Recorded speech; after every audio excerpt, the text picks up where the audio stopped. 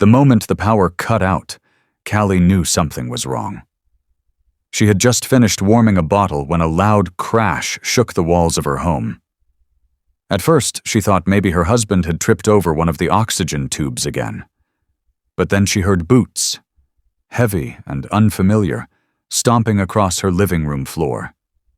When she stepped around the corner, 3 strange men were standing there. They wore dark blue jackets and cheap plastic badges that swung from thin lanyards. None of them looked like real officers. One was already crouched beside her newborn's incubator, gripping the power cord with a gloved hand. Before she could even ask who they were, he pulled it. The machine let out a loud alarm. Then everything went quiet. Too quiet. Her baby's chest stopped moving the way it should. The warmth faded. The lights dimmed. For a second, Callie couldn't breathe. But she didn't scream. She didn't cry. Something inside her locked into place. These men thought they'd broken into the house of a tired, helpless mom. They had no idea who they were standing in front of. And they were about to find out.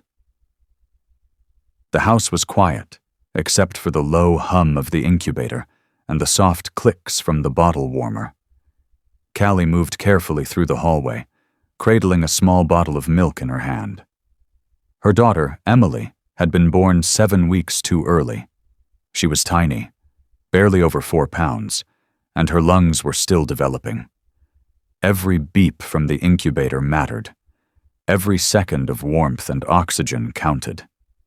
Callie had gotten used to living by the sounds of machines, and in the silence, they had become comforting. She reached the nursery and smiled. Emily was asleep, her little chest rising and falling in gentle rhythm.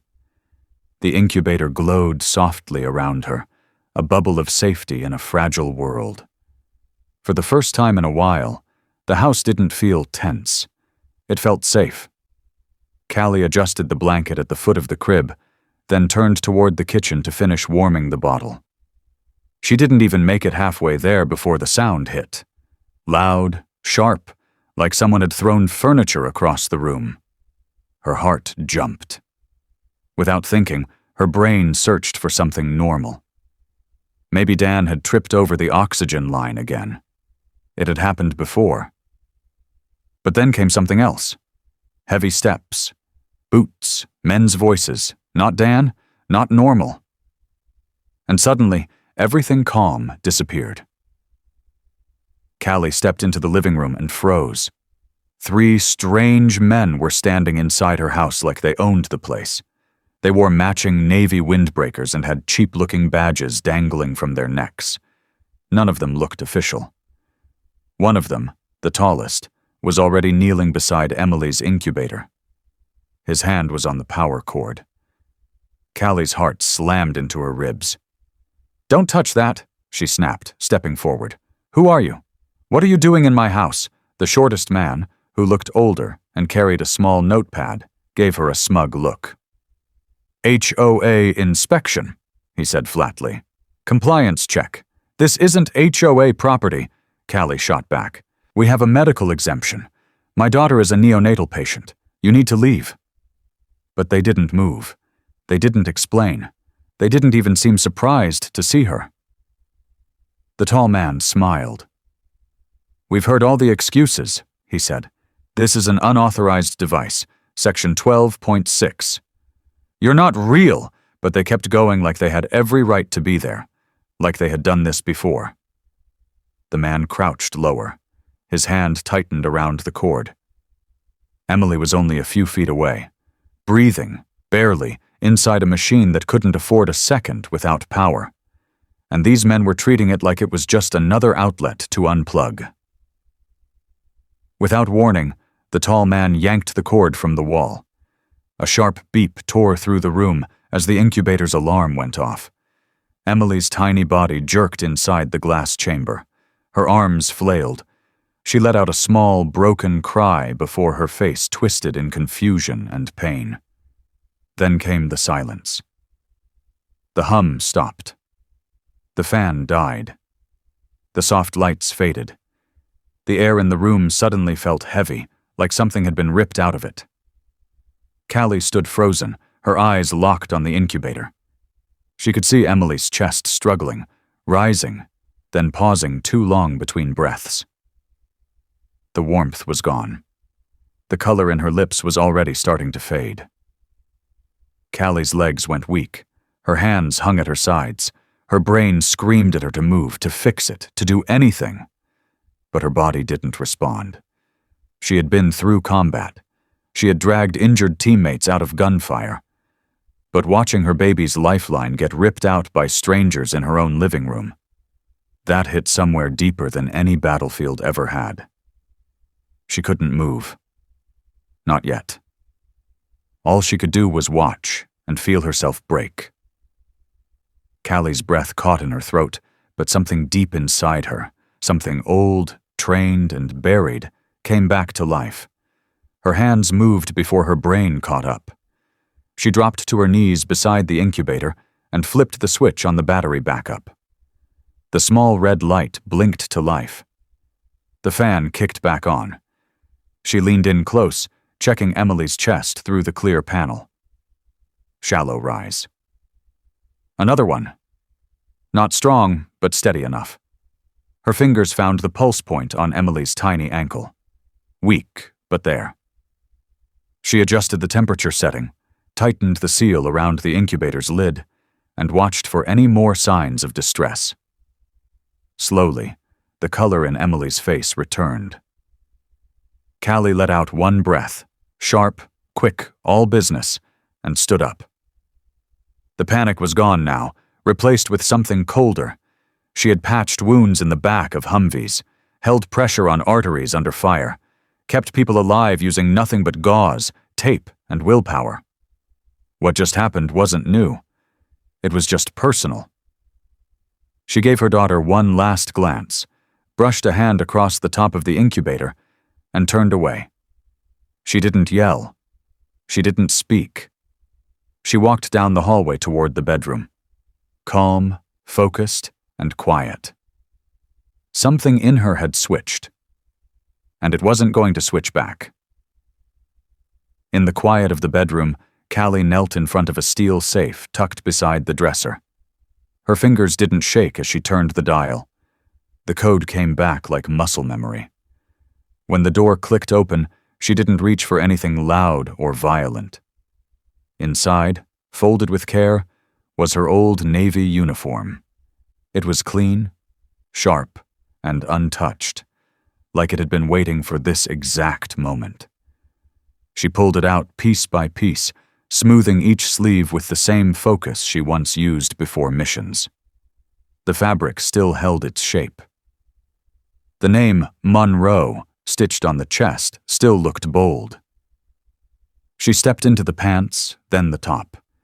The collar rested against her neck like it had never left.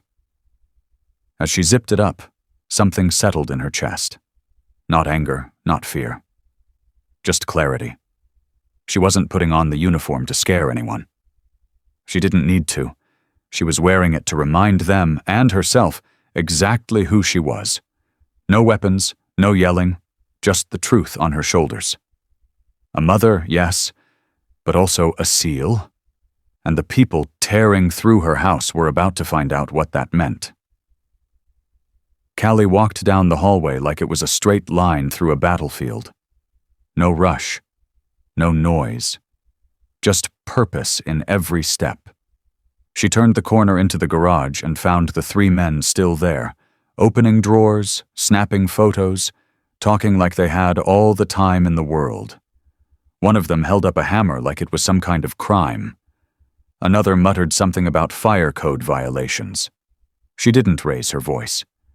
IDs now. All three heads turned. For a second, they just stared. Then the older one laughed. The tall one, the same one who unplugged the incubator, pulled out his phone like he was going to make a call or fake one. She didn't flinch. She took 3 steps forward. Full names, legal addresses. Show me. Now. Her tone didn't change, but something in the way she stood made them pause. Her back straight, her eyes sharp. No fear. Not even a blink. The man holding the phone didn't press the screen. His hand hovered there like he couldn't decide what came next. Then the front door opened. Dan walked in, holding a pharmacy bag. He saw the incubator, the disconnected cord, Emily's pale face. He froze. His eyes met Callie's. She didn't have to say a word. He pulled out his phone. 911, right now. Callie clipped a small black device to her vest. A red light blinked on. She was recording. Every word, every threat, every lie. The sound of tires on gravel cut through the tension. 2 sheriff's deputies stepped through the open front door, hands near their belts, eyes scanning fast. The moment one of them saw Callie standing there in uniform, his whole posture shifted. He glanced at her name tag and blinked. "Petty Officer Monroe?" he asked. She gave a short nod. "3 intruders, no valid ID, posed as HOA, unplugged my daughter's medical equipment." Her voice was steady, clear. No anger. Just facts. That was all it took. The deputies moved in fast. The fake officers didn't look so confident anymore. One of them tried to explain, saying it was all a mistake. Another started raising his voice, saying they had rights. Callie didn't say a word. She pressed a button on her vest. The body cam footage played. Clear audio, clear video, everything time-stamped. The moment the cord was pulled, the fake badge, the threats, the lies, the arguing stopped. The men were cuffed, separated, and led outside. Callie didn't smile. She didn't celebrate. She simply handed over the recording and stood tall, watching as the people who thought they were in control were walked out by the real thing. The fallout came fast. Within 2 days, the 3 men were moved into federal custody. The charges piled up: impersonating law enforcement, trespassing, tampering with medical equipment, fraud, child endangerment. One of them already had a record under a different name. When their so-called HOA van was searched, officers found dozens of fake citation forms and inspection checklists marked for neighborhoods all over the state. This wasn't a one-time thing. It was a full-on scam, and Callie wasn't their first victim, just the last one they'd ever mess with. The real HOA board was silent at first, trying to stay out of it. But when the news hit local media and the footage started making rounds, that silence broke. They issued a public statement claiming no involvement, no permission had ever been given. Days later, the board president stepped down, citing a failure in protocol. Callie became the main witness in the district attorney's case. Her video, voice steady and clear, showed exactly how the men moved, lied, and acted with confidence until they were caught. That footage didn't just help close the case. It was turned into a training clip for real officers, showing how scams like this work and how fast they can turn dangerous. What started as a quiet Tuesday morning became the end of a long-running scheme, and Callie was the reason it stopped. Emily made a full recovery. The battery backups, extra sensors, and careful planning Callie had put in place months earlier did exactly what they were meant to do. Doctors called it lucky. Callie called it being ready. In civil court, the ruling was swift. She and Dan were awarded full damages, not just for the trespass and trauma, but for the danger their daughter had faced. The settlement was more than enough to upgrade the incubator, soundproof the nursery, and reinforce their home from top to bottom. But Callie didn't stop there. She used part of that money to donate a brand new NICU pod to the local hospital, fully equipped and named after her daughter, the Emily Unit, a place for other fragile newborns to get a stronger start, safe, warm, and protected. Back at home, life slowed down again. Callie held Emily a little tighter now. She moved through the house with quiet strength. And in her closet, the vest she wore that day still hangs, Ready, just in case. Not to scare, not to fight, just to remind. Because if anyone ever tried to pull the same stunt again, they'd find out real quick. This mom doesn't back down.